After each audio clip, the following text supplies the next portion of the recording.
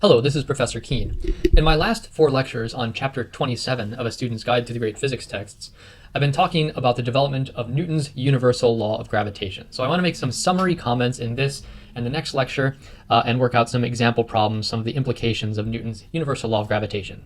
So here we go. Newton's universal law of gravitation. That is a topic that we'll be discussing. This was developed by Newton in 1687. That was the first publication of his Principia. And it was developed, you might recall, by considering what type of force would be necessary in order to cause the planets to move in the way that they do. So that was what he did in his Principia.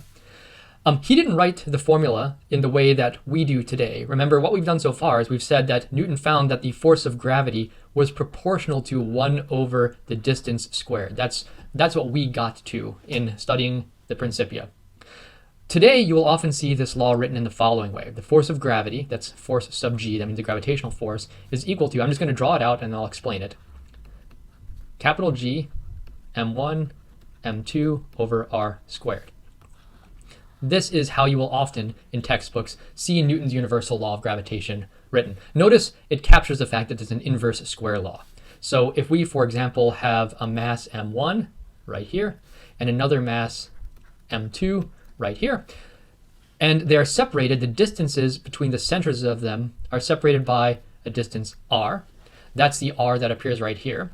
So it's an inverse square law. As the distance gets farther, the force is weaker, but it also depends on the product of the two masses. So m1 and m2 are the masses of the two objects. So this might be, for example, the mass of the sun, and this might be the mass of the earth. Capital G, this is called the universal gravitational constant. It's a constant of nature as far as we know. Kind of like the speed of light and the charge of an electron and the mass of an electron. It's a constant of nature, and it has a value in the MKS system of units of 6.67 about times 10 to the minus 11th newtons meters squared per kilogram squared.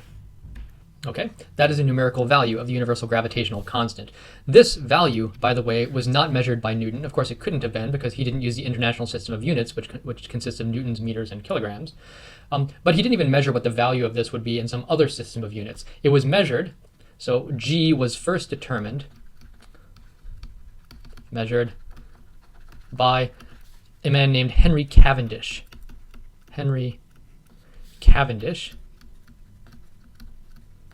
in 1789. So this was almost 100 years after the time of Newton, using what's called a torsion balance. Torsion balance? What is a torsion balance? Well, for those of you who may have taken my Physics 202 course, you used a torsion balance in order to measure the force between two charged spheres. So what the torsion balance consists of is a thin steel wire or other metal wire with a little straw hanging from it, and on one end of the straw is a ball.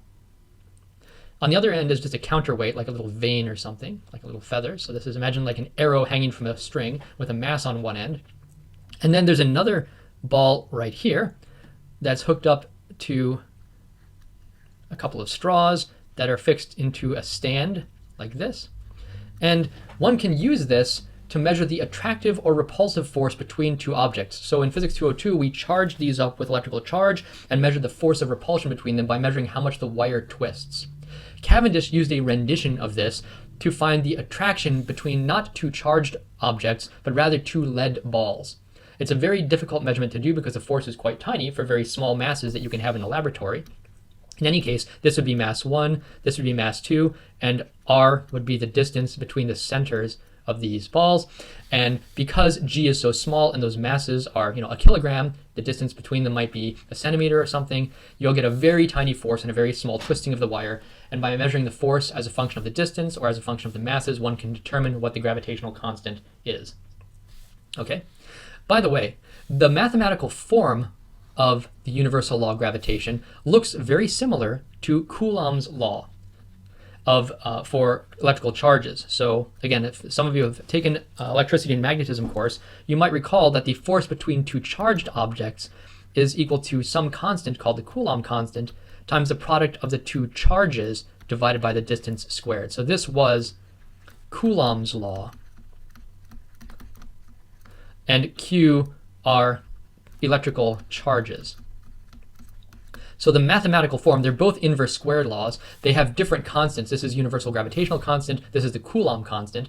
And whereas Newton's law of gravity includes masses, this includes charges.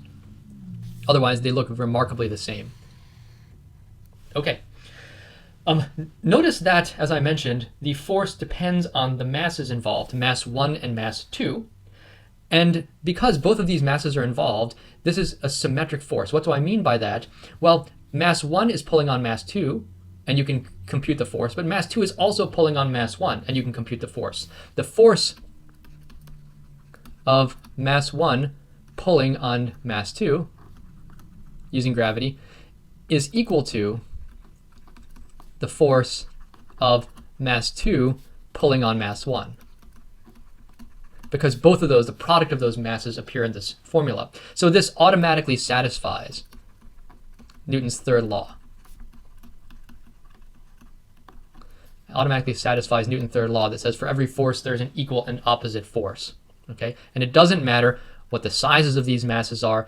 The force with which this one pulls on that one is exactly equal to and opposite in direction the force with which that one pulls on that one. And either one of these forces can be computed using the universal law of gravitation.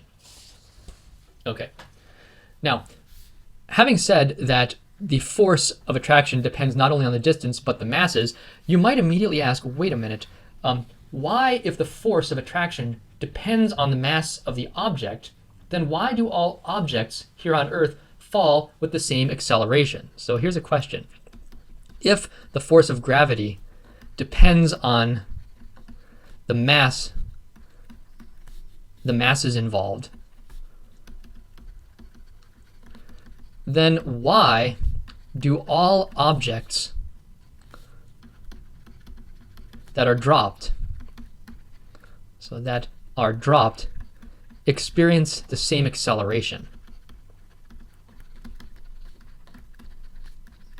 After all, they should be experiencing different forces. If you drop a rock, a heavy rock like a block of lead, and you drop an apple, because the heavy rock, or the piece of lead, has a bigger mass than the apple, shouldn't it, by virtue of feeling a bigger force, experience a bigger acceleration?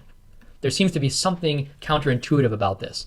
So let me draw these two scenarios and explain why this would be the case. So I'm going to draw the Earth right here, and we'll have an apple right here.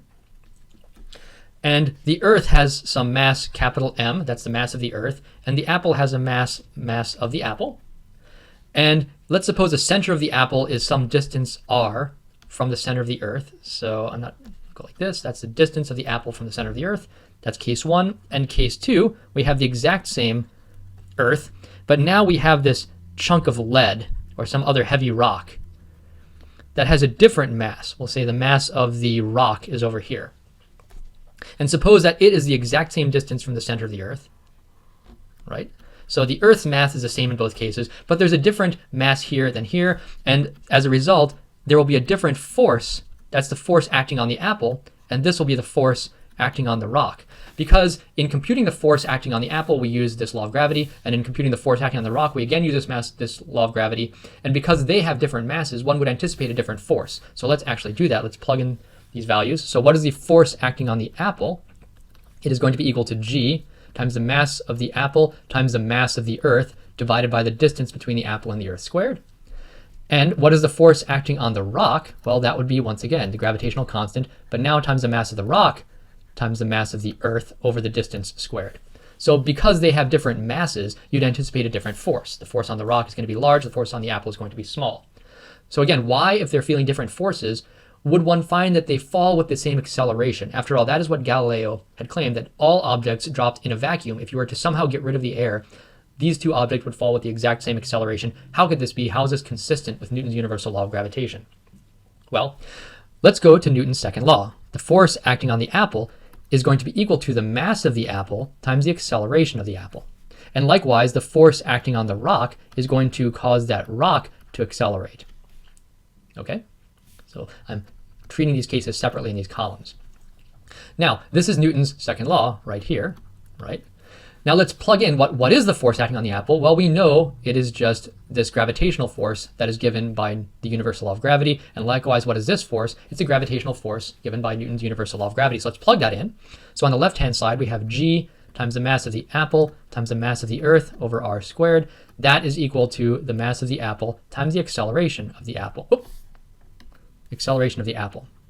And likewise over here, we plug in the force of gravity, g times the mass of the rock times the mass of the Earth over r squared equals the mass of the rock times the acceleration of the rock. You might see where I'm going with this at this point.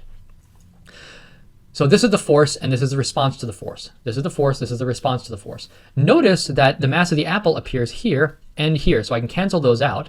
And so I find the acceleration of the apple is going to be g times whatever the mass of the Earth is divided by the distance from the Earth to the apple squared.